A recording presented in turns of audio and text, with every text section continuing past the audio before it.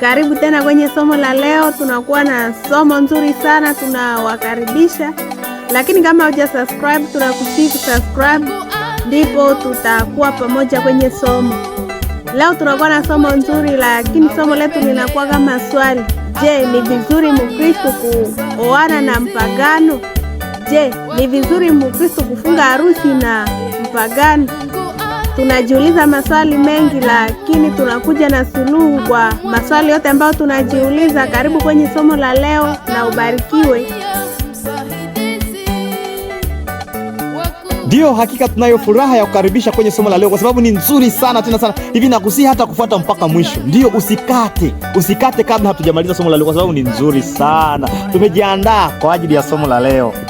Asante, leo tunakuwa na somo nzuri sana. Kuna mara vijana wengi wanajiuliza, je, ni vizuri kumwoa mtu tunayekuwa naye dini tofauti? Wengine wanajiuliza, je, kuna hatari gani kumwoa mtu ambaye si wa dini yangu lakini tunapendana?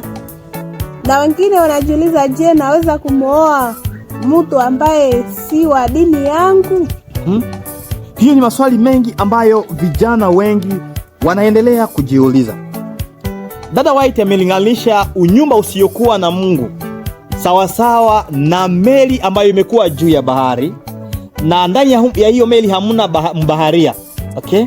Na wakati wote ambao upepo unaweza kuvuma kwenye bahari, watu wote ambao ni wapasaji ambao wanaweza kuwa kwenye hiyo meli wanakuwa kwenye hatari kwa sababu mbaharia hayupo.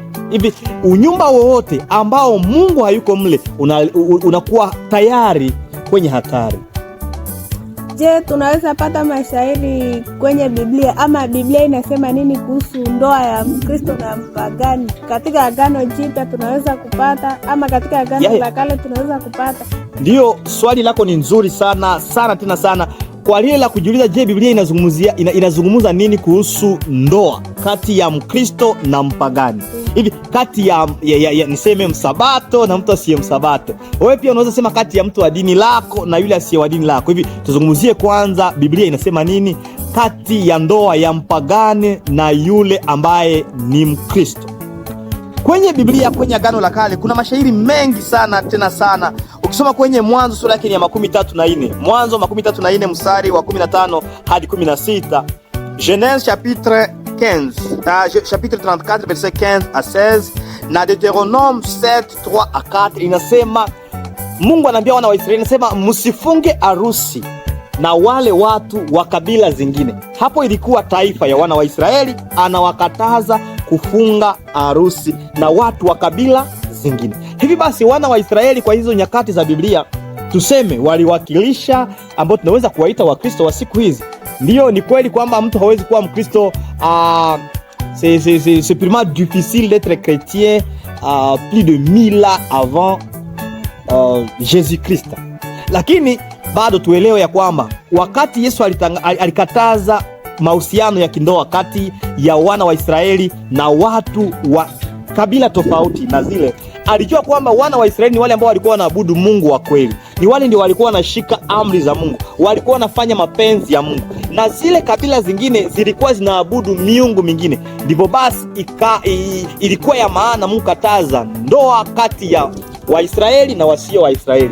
Na hapo tunaweza kuielewa sisi Wakristo wa sasa kwamba ni katazo kwa Mkristo kufunga harusi na mpagani, kwa sababu Mkristo ana Mungu ambaye anamwabudu, mpagani pia ana Mungu wake. Hivi kwenye Agano la Kale hizo shairi mbili mtu akizisoma zinaweza kuelewesha kwa undani zaidi. Ndio, umeniuliza hata kama kwenye Agano Jipya. Ndio, hata kwenye Agano Jipya mashairi ni mengi, lakini nikutolee tu mashairi mawili kwa sababu ya muda wetu na nyakati. Hivi ukisoma kwenye barua ya Paulo aliyoandikia kanisa la Korintho, hapo Paulo alipokuwa akiandikia kanisa la Korintho aliwaandikia mambo mazuri sana kwenye Wakorintho wa kwanza 7:39, 1 Corinthiens 7:39 na 2 Corinthiens 6:14 à 18.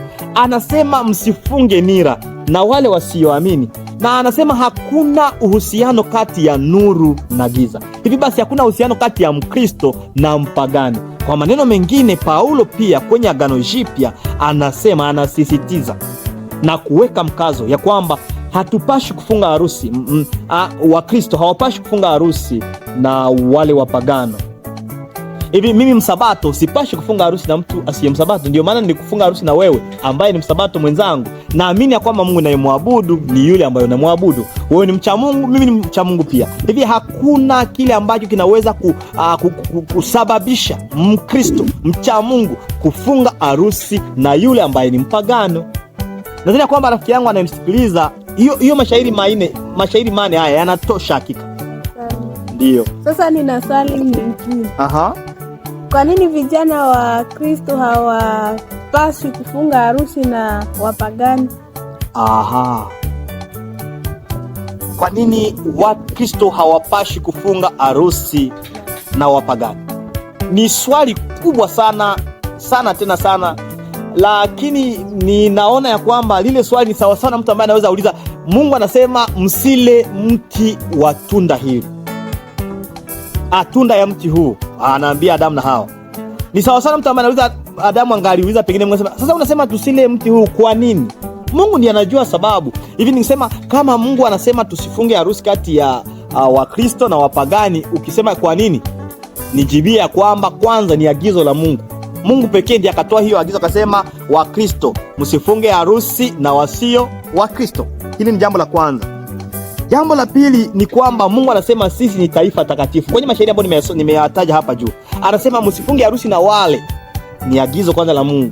Jambo la pili, kwa sababu gani? Kwa sababu ninyi ni taifa takatifu. Kwa sababu mkifunga harusi na wale wengine mtajichafua. Mtachafua utakatifu wenu. Hivi Mungu anatujua sisi ni watakatifu, ni lazima tufunge harusi kati yetu sisi watakatifu. Jambo la tatu, tukienda kufunga harusi na wale wapagano, sio kwamba tu tutakuwa tumemkosea Mungu, lakini wale wapagano watatukokota kuabudu miungu yao. Hizi sababu tatu zinatosha kwa nini nisifunge harusi Mkristo na mpagano. Kwanza ni agizo la Mungu. Pili, wewe ni taifa takatifu la Mungu, haupashi kujichafua. Tatu, ukifunga harusi na mpagano, jua kwamba mpagano atakuwa na uwezo mwingi wa kukokota kwenye ibada ya miungu yake. Asante. Ndio. Sasa tunaweza pata watu ambao walijaribu kufunga harusi na wapagano katika Biblia hapo zamani. Inakuwa sijui swali linakuwa linaeleweka, linasema kwamba je, katika Biblia kuna visa vya watu fulani ambao walifunga harusi na watu ambao Mungu alikuwa amewakataza? Okay. Hapo juu tulikuwa tumezungumza kwamba ilikuwa ni swala la taifa. Okay? Waisraeli walikatazwa kufunga harusi na wale mataifa zingine kwa sababu walikuwa na miungu mingine wale wengine. Hivi ndio kuna visa vingi. Nikamate kisa kia yule mtu mwenye hekima, anaitwa nani? Anaitwa Solomon. Ndio, Sulemani huyo, Solomon. Alikuwa hapo alipoanza maisha yake alikuwa ni mcha Mungu. Okay? Unafikiria jinsi gani hata Mungu alipomuuliza una haja ya nini, akasema na haja ya hekima na akili. Alikuwa mtu kwanza mcha Mungu, alikuwa anamuogopa Mungu. Kwa muda wote ambao alikuwa anaogopa Mungu na kufuata sheria za Mungu, utawala wake ulikuwa wa amani hakika. Lakini kulikuwepo siku wakati alianza zani ya kwamba atatawala kupitia mawazo yake yeye binadamu. Alipochagua kuanza kutawala kupitia akili zake na mbinu zake, akajaribu kufunga harusi na wasichana wa Misri. Na hapo Biblia inasema kwamba wale wa Misri walikokota nia yake na wakamdetourner kwa adoration ya Mungu wa kweli na wakampeleka kuabudu miungu isiyo ya kweli. Hivi Sulemani ni mfano ambao inatosha mtu ambaye alikuwa mcha Mungu, lakini anapoana na mtu wa dini nyingine, okay, ama wa taifa nyingine, yeye pia wale wanawake wanaacha uhusiano wake na Mungu upunguke na aanze kuabudu sasa miungu yao ambayo haifai. Hiyo ni kwenye kile kitabu ambacho tunakiita kia Wafalme wa Kwanza 3:1. Wafalme wa Kwanza 3:1, ukisoma pale utaona kile kisa. Isitoshe kuna kile kwenye kitabu cha Waamuzi, kisa kia yule Samson. Unajua jinsi gani alikuwa ni Mwisraeli na Mungu alikuwa amewakataza kufunga harusi na watu wa kabila zingine, lakini yeye kwa makusudi akafunga harusi na Delila Mfilistina. Unajua nini kilitokea? Aliteswa, macho yake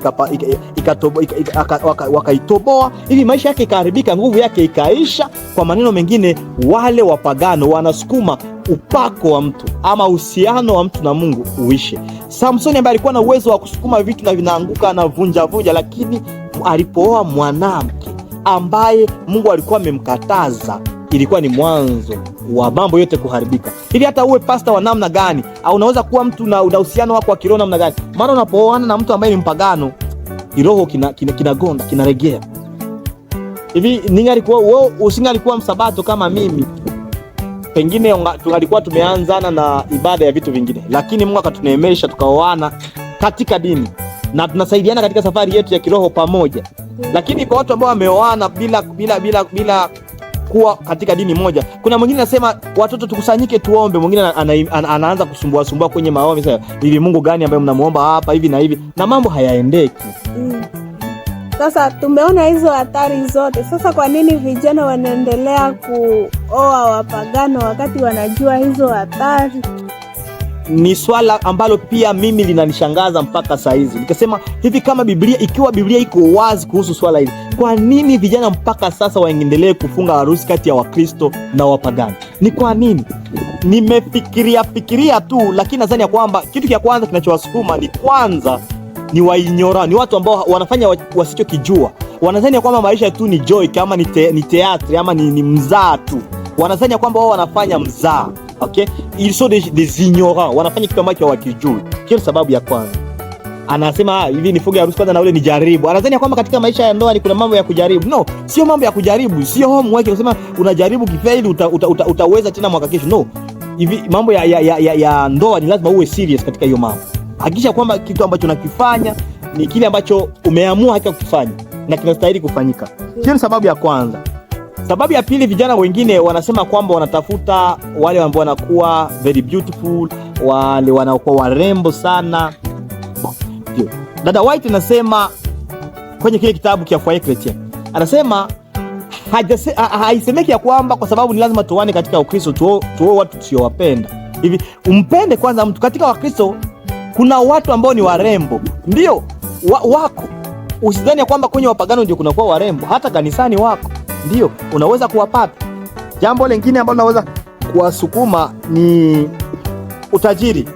Vijana wengi mpaka sasa hawataki kutumika, wametaka kukaa na wapate mambo yote tayari imeandaliwa kwa ajili yao. Wanapoona msichana fulani anazalika kwenye jamaa ya watajiri, ama yeye huyo msichana ameanza kupata pesa, amekuwa tajiri, na kijana anapofikiria anasema hivi, mtu akifunga harusi na huyu, mali yake yote nimekuwa mojawapo wa warithi wa mali yake. Na hapo shetani anapofucha macho yake, anasema hata awe Mkristo asiwe Mkristo au mpagano, kwa sababu ana mali nitafunga naye harusi. Kuna wengi ambao wamefunga harusi na watu kwa sababu tu nasema nikifunga na huyu harusi watanipatia mali kwao. Kuna watu ambao wanatoka huko wanafunga harusi na wazungu, wanasema kwa wazungu na kwa wanawake wengi, ukifunga harusi nao wanakupatia pesa. Hata awe Muhindi, awe Buddha, sijui awe mtu asiye wa dini lako, unafunga naye harusi kwa sababu ya pesa. Vijana wengi wako. Asante. Pale ninakumbuka wakati tulipokuwa shuleni kwenye somo la 5 la kisekondari. Ndio. Tulikuwa nasoma na vijana wengi. Sasa kule ambapo nilikuwa ninaishi, kulikuwa msichana mmoja, walikuwa watajiri. Ndio. Lakini kichwa alikuwa kama inachanganyikiwa. Sasa wale vijana ambao tulisoma nao walikuwa nasema, fulani siwende kumooa ule binti, kwao ni watajiri, watakupa gari, watakupa parcele, watakupa kiwanja, watakupa kiwanja na pesa hata na kazi. Ninakumbuka pale, akumbe wanaenda kule sababu wanatafuta entere, wanakuwa na kitu ambacho kinawasukuma, haikuwe upendo. Inakuwa wazi, hakika inakuwa wazi, vijana wengi hawatafuti hata upendo, wanatafuta mali. Jambo lingine la wasukuma ni kwamba wameelewa utume vibaya. Ndio Mungu ametuita kufanya wengine kuwa wanafunzi, tufanye utume. Lakini wengine wanasema ndio tunaenda fanya go 1 million. Okay? Wanadhani ya kwamba unyumba ni campagne d'evangelisation ama ni méthode d'evangelisation. No. Ukishindwa kuhubiri nyumba kwa nyumba, ukishindwa kuhubiri kwenye mitandao ya kijamii, usidhani ya kwamba kumhubiri mtu utafunga naye harusi ndipo utamleta kwa Yesu. Wamezani ya kwamba unapouliza kwa nini unaenda wao nje ya kanisa, nasema hivi wale wote ni wana wa Mungu, lazima tuwalete kwa Yesu. Tuwahubiri. Biblia inatuambia tuwahubiri wapagani, lakini haijasema tufunge harusi na wapagani. Sasa wale ambao wamefunga harusi tayari, Wakristo ambao wamefunga harusi na wapagano tayari wanakuwa kwenye harusi, wanaweza kufanyaje? Asante kwa swali. Kwanza kwa wale vijana na wasichana ambao saa hizi wangaliki wakichumbiana, okay? Wanakuwa wafiance, okay? Wale katika jina la Yesu Kristo wavunje, okay? Ikiwa wewe ni fiance, wewe umechumbia mtu ambaye wewe ni Mkristo lakini umechumbia mpagani, basi katika jina la Yesu, sio kwamba tunawabembeleza ama tunawasii, hiyo ni yote toka kwa Mungu, muvunje. Dada White anasema kwenye Conseil à l'Église, anasema mieux vaut rompre 1000 fiançailles que de rompre seul mariage. Ni heri kuvunja marafiki 100 ama 1000 kuliko kuvunja ndoa moja. Wakati mngaliki wa fiancé ama wachumba hamujafunga harusi, naweza kuachana kwa sababu leo umejua kwamba umefunga harusi, umeanza chumbiana na mpagani. Wewe muachane hakika, kwa sababu msipoachana watoto mtakaowazaa watakosa waende kwenye dini ya nani? Mtakuwa umewatesa. Kwa lile swali lako sasa, kwa wale ambao wamefunga tayari harusi, basi Biblia imekuwa wazi, imesema mtu asikitenganishe kile ambacho Mungu alikiunganisha. Kwa hivi tunakuwa very sorry kwa wale ambao wamefunga tayari harusi. Baba na mama, kuna Mkristo na mpagani, mmefunga harusi, mmekaa pamoja. Basi kwa wewe ambaye ni Mkristo, vumilia tabia zote za yule mpagani. Mungu akupatie nguvu ya kustahimili majaribu yale yote. Hatutakwambia utoke kwenye unyumba wako, wewe baki. Chukua msalaba wako, wewe ukimuombea, uendelee kumpenda ule mpagani mume wako ama mke wako, umpende kwa upendo wa kutoka kwa Yesu. Endelea kuomba Mungu, hata majaribu yawe makali namna gani, machungu namna gani, yameze. Vumilia tu, utakuwa umefanya kitu kizuri sana. Hapo nadhani kwamba tutakuwa tumemaliza kwa swala la leo. Watu tujue ya kwamba ndoa kati ya msichana ya Mkristo na asiye Mkristo imekatazwa. Mungu atusaidie vijana wenzetu ambao hamjafunga harusi mngaliki mkichumbiana, muache. Tafuta kwenye Wakristo wenzako. Wasabato waone kati ya Wasabato, Wakatoliki kwenye Wakatoliki wenzao, ili watu wabaki mahali walipo. Usije ukawa na kutoelewana. Na wale ambao wameoana tayari, basi Mungu awapatie nguvu ya kuweza kuvumiliana. Hapo unaweza kuwaombea watu. Tunakushukuru Baba yetu, kwani unaendelea kutuonyesha wema wako. Tumeona hatari mbalimbali za Mkristo kuoana na mpagano. Tunatia Wakristo wote mikononi mwako. Fungua macho zao waone wanaokuwa kwa dini lao, na wale wanaokuwa kwa wapagano nao waone kuwa pagano, na itakuwa furaha sisi pamoja na waume zetu na watoto kufurahi kwa jina la Yesu. Amen. Ndugu yangu, like, share kwa watu wengine. Barikiwa.